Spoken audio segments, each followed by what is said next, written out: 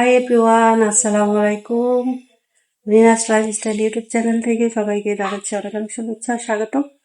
তো বন্ধুরা, আমার আজকে ব্লগটি বিকাল থেকে শুরু করলাম। তো ঈদের মধ্যে আর বাহিরে যাওয়া হয়নি, এখন একটু বাহিরে যাই, দেখি কি খাওয়া দাওয়া করতে পারি সেটা আপনাদের সাথে শেয়ার করবো। তুমি মজা করো, অবশ্যই ভিডিও শুরু থেকে একদম শেষ পর্যন্ত দেখবেন, কেউ ভিডিওটি স্কিপ না করে। তাহলে বন্ধুরা দেখতে থাকেন আমার আজকের ভিডিও।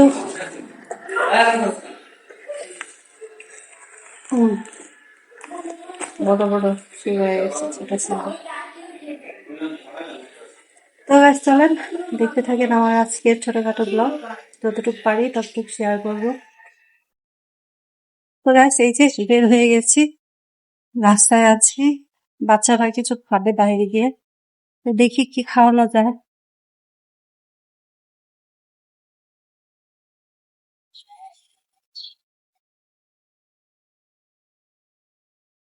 তো বন্ধুরা, এই যে বাইরে চলে আসছে, যেহেতু এখন আমরা রিক্সাতে উঠবো। রিক্সাতে ওঠার পর মানে যে জায়গায় যাব এলাকার কাছেই, বেশি দূরে যাব না। তো রিক্সায় গেলে 5 মিনিটের মতো সময় লাগবে। তো সেখানে গিয়ে আবার দেখা হচ্ছে। তো ওর আপু বলছিল যে যেহেতু সন্ধ্যা হয়ে গেছে, বের হয়েছে, আসলে সন্ধ্যা হবে হবে এমন অবস্থায় বের হয়েছি। তো বলল যে এতদিন যাবত তো ঘরে আসো, একটু হাঁটাহাঁটি করো নাই, তো এখন একটু হাঁটাহাঁটি করো, দেখি বাদাম পাওয়া যায় কিনা। তো এইখানটায় নাকি বাদাম পাওয়া যায় প্রচুর পরিমাণে। সকলেই এখানে বসে বা ওখানে বসে, রাস্তার এপাশে ওপাশে ব্রিজে বসে নাকি আড্ডা মারে। তো সেই ক্ষেত্রে বাদাম পাওয়াটা নাকি স্বাভাবিক। তো আসলে এভাবে আমি বাদাম কখনো রাস্তাঘাটে কিনে খাইনি, বা বসেও খাইনি, বা কারো সাথেও এভাবে খাইনি। কিন্তু আজকে বাদাম খাবো, আর সেটা কার সাথে খাই সেটা অবশ্যই দেখবেন। এই হচ্ছে আমাদের বাদাম নেওয়া শেষ। আমাদের 4 জনের জন্য 4টা প্যাকেট নেওয়া হয়েছে। তো আমার ছোট ছেলে তো আমাকে একটু বিরক্ত করছিল, ওকে খুলে খুলে দিতে হবে। তো আমি বললাম, তোমাকে খুলে দিলে আমি খাবো কিভাবে, তুমি খাও। তো 1-2টা ও যখন খাচ্ছিল তখন আমি ওকে ভিডিও করছিলাম, কারণ ও বিরক্ত, ওকে খাওয়াই দিতে হবে। তো সেটাই, ওর সব জায়গাতেই মানে ওকে সব কিছু করে দিতে হবে, এটাই হচ্ছে ওর কথা। আপনি খেতে পারেন বা না পারেন, ওর খাওয়াটা আগে খাওয়াতে হবে। তো গাইস, এই যে একা একা চেষ্টা করছে, আমি বলছিলাম যে একা একা চেষ্টা করো, খাও, আমি এই ফাঁকে একটু ভিডিও করি। তো আমিও খাচ্ছিলাম আর ওকেও দিচ্ছিলাম। তো এই জায়গাটা খুবই সুন্দর, মনে হয় যে একটা বাহিরের কোনো জায়গাতে এসেছি। কীরকম ডুবাই ডুবাই লাগে, মানে ডুবাই শহর এরকমটাই লাগে, কারণ ডুবাইয়ের মধ্যে এরকম বড় বড় বিল্ডিং দেখা যায়। তো আমার কাছে ভালো লেগেছে। এখানে আমি আরও গিয়েছি, কিন্তু হাঁটা চলা করা হয়নি বা কিছুই করা হয়নি, এক জায়গায় বসে কিছু খেয়েছিলাম। তো সেটাই। তো এখন বলছিল যে এখন বসে বসে যেহেতু বাদাম খাবা না, তাহলে হেঁটে হেঁটে বাদাম খাও, আর সন্ধ্যার পরে দেখি তোমাদের কিছু খাওয়াতে পারি কিনা।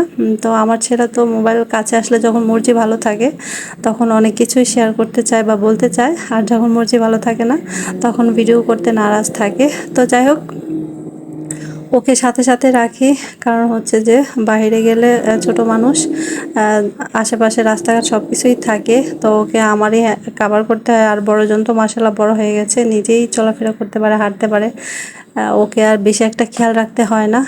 তো ছোটজনকে খেয়াল রাখতে হয়, কারণ আমার ছোট ছেলে রাস্তা বের হলে একটু দুষ্টুমি করতে চায়। তো যাই হোক, এই যে আমাদের জন্য চটপটি চলে আসছে, আমরা চটপটি খাবো। তো ওর আব্বু বললো যে আর কিছু খাওয়ার দরকার নেই, চটপটি খাও, চটপটি খেয়ে চলো আমরা বাসায় চলে যাব। তো আগে চটপটি খেতে হবে তারপরে, কারণ চটপটিটা নাকি সন্ধ্যা সন্ধ্যা অবস্থায় এরকম টাইমেই পাওয়া যায়, এর আগেও পাওয়া যায় না, বা সন্ধ্যার পরে পাওয়া যায় বেশি। তো বসে তাড়াহুড়ো করে খেয়ে নিলাম। তো খাওয়ার পর এমন একটা গরম লাগছিল, কি বলবার বলার ভাষা নেই।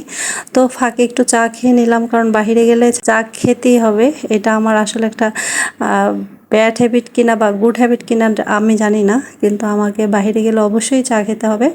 আমি চা খেয়েছি, আমার হাজব্যান্ড খেয়েছে, তো সবাই খেয়েছি। তো গাইস, এই যে বাসার উদ্দেশ্যে চলে এসেছি আমরা, যে শুধু চটপটি খেয়েই আর বেশিক্ষণ সময় নেইনি, সাথে সাথে বাসার উদ্দেশ্যে রওনা দিয়েছিলাম, বাসায় এসে গেছি। আজকের ছোট ভিডিও দেখে যদি কারো ভালো লেগে থাকে তাহলে অবশ্যই ভিডিওটিতে একটি লাইক করবেন আর চ্যানেলটাকে সাবস্ক্রাইব করে পাশে থাকবেন। সবাই ভালো থাকেন, সুস্থ থাকেন, আসসালাম।